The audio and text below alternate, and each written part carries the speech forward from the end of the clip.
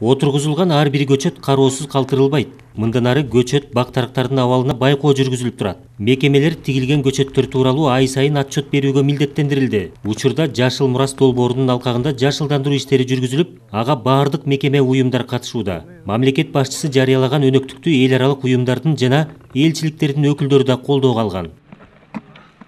Интернет платформасына ар бир мамлекеттик орган, ар бир жергиликтүү орган, жергиликтүү бийликтин органы отургузган бак тарактардын санын, сортун ошол толук бойдон маалыматты ушул департамент, тоо чарба департаментине бериш керек, ар бир айдын 5-числосуна чейин.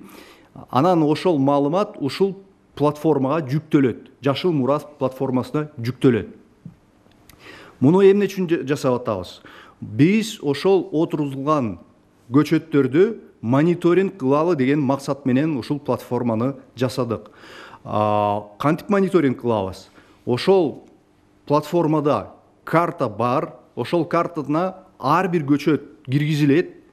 Анан сезон бүткөндөн кийин биз ошону мониторинг кылабыз. Канча көчөтү чын эле бак болуп өсүп кетти, канчасы корголуп атат, канчасы сугарылып атат, ошонун баарын карап, контролго алып турабыз.